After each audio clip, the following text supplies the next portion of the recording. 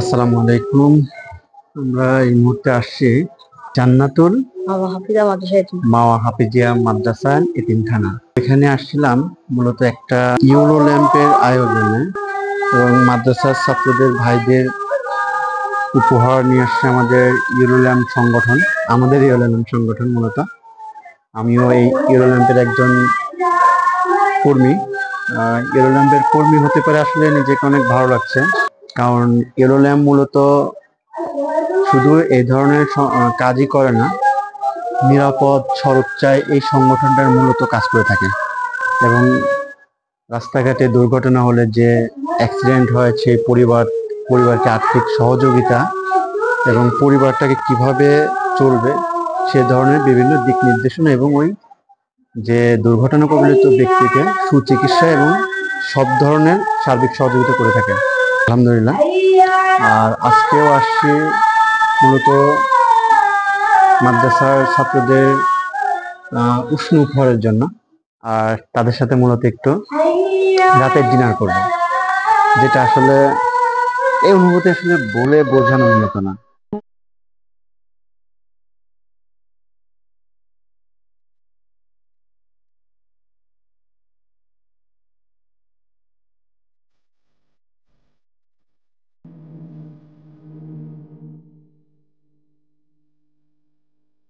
ছাত্রদের এখানে রান্না করে খাওয়ানো হয়, সুন্দর একটা পরিবেশ আসলে। আমার এই বড় ভাই, যিনি এই প্রতিষ্ঠানের একজন কর্মকর্তা, এই ভাই মোটামুটি এই রান্নাগুলো করছে আজকে। আপনি তো রান্না হ্যাঁ করছেন? হ্যাঁ আচ্ছা, এখানে মোটামুটি কয়জন ছাত্রছাত্রী আছেন? ছাত্র আছে 60-65। 3 বেলায় রান্না হয়, 3 বেলায় খাওয়ানো হয় তাদেরকে। আচ্ছা, এই যে সোর্স অফ ফান্ডিং, মানে আমাদের যে এখানে যে ইগুলো, আয় তো মোটামুটি, মাদ্রাসার আয়টা মোটামুটি এই এলাকা হ্যাঁ ভিত্তিক হ্যাঁ, হয়। এলাকা ভিত্তিক আচ্ছা, হয়। তাহলে এরকম পরিবেশে আসলে এর আগে কখনো আসি নাই। আর আজকে ছাত্রদের জন্য হচ্ছে খিচুড়ি, খিচুড়ি আর গোশ না? ব্রয়লারের গোস্ত দিয়ে খিচুড়ি। আর এই সাইডে মূলত হচ্ছে রান্নাটারি হয়েছে এটা রান্না দেয় না। চুলা, রান্না করার জায়গা মূলত এখানেই। একটু দেখাই, আসো এদিকে হাসান, আগে আসো। এই যে রান্না এখানে, আর একটা ডেক্সি রান্না হয়েছে। মাদ্রাসা এত বড় জায়গা আসলে অত্র এলাকার মধ্যে আমার আছে কিনা জানা নেই। আমাদের গোরস্থান দিয়ে মাদ্রাসা দিয়ে 32.5 বিঘা জমি। 32.5 বিঘা!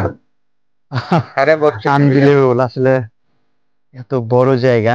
আর গোরস্থানটা আমি এত বড় দেখলাম পাশেই, খুবই কাছে। হ্যাঁ, এবং এই এলাকায় শুনলাম নাকি 10 গ্রাম মিলে একসাথে নামাজ হয়। 10 গ্রাম মিলে একজন।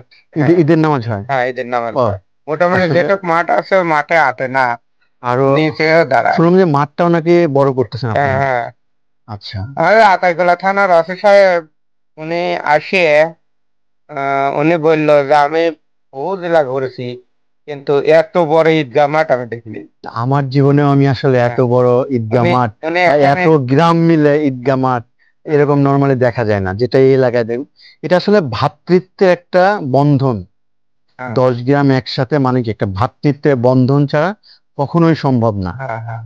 এই এলাকার মানুষের মধ্যে ওই মন মানসিকতা এবং ভালোবাসা, এবং একে অপরের সহযোগী ভালোবাসা নিয়েই কিন্তু এরা একসাথে আছে। আমাদের ঈদগাহ এবং মাঠে এই 10-20 টাকা করে মানুষে দান করে, তাতে 5-7 লাখ টাকা হয় শুধু ঈদের ঈদের ঈদের দিন। ঈদের দিন 5-7 লাখ টাকা! আবার আমার জন্য মাশাল্লাহ! পার্সোনালি আদায় হয় তিরিশ আপনি তো পঁয়ত্রিশ আসলে হাজার এই টাকা এলাকার আসলে সবার একজন পরিচিত হ্যাঁ মুখ। হ্যাঁ ভাই আরেকটা পরিচয় আছে, যেটা হচ্ছে এই গোরস্থানের হচ্ছে খাদেম। খাদিম, হ্যাঁ, কবর কাটি। এই কবর কাটে গোরস্থানে এবং কবর এই কাটি। খাদেম এবং এখানকার বাবুর্চি। এখানকার বাবুর্চি।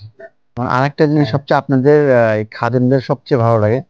আমার বাবা হচ্ছে 2021 সালে মারা যায় 6 ডিসেম্বর। তখন যখন আব্বার কবর যারা কাটছিলেন, তাদের প্রতি যে ভালোবাসা, আমি আসলে বলে বললাম, তখন তাদের সাথে দেখলে আমার অন্যরকম একটা ভালোবাসা তৈরি হয়ে যায়। এবং প্রত্যেকটা আচার অনুষ্ঠানে আমরা তাদেরকে অন্যভাবে সম্মান করি, এবং এই সম্মানটা কিন্তু ম্যাক্সিমাম এলাকায় হ্যাঁ হয়ে থাকে। হ্যাঁ হ্যাঁ। এই হচ্ছে সেই সাতদিয়ার ঈদগাহ মাঠ। এই মাঠেই প্রায় এই অত্র এলাকার 10 গ্রামের মানুষ একসাথে ঈদের নামাজ পড়ে।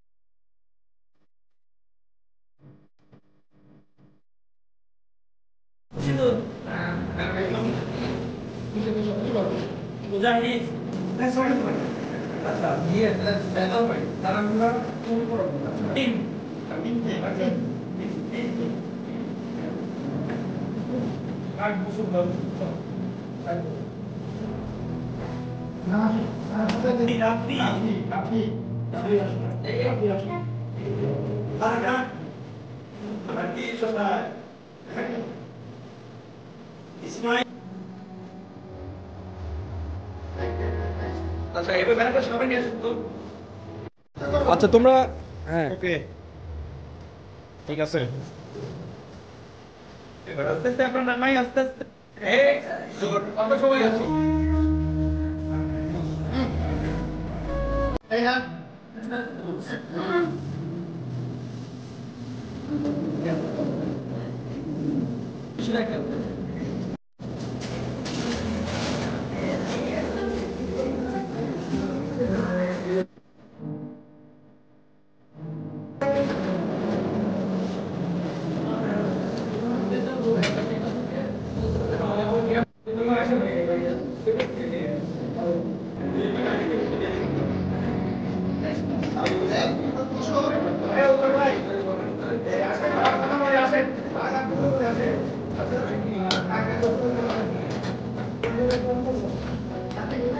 Hey,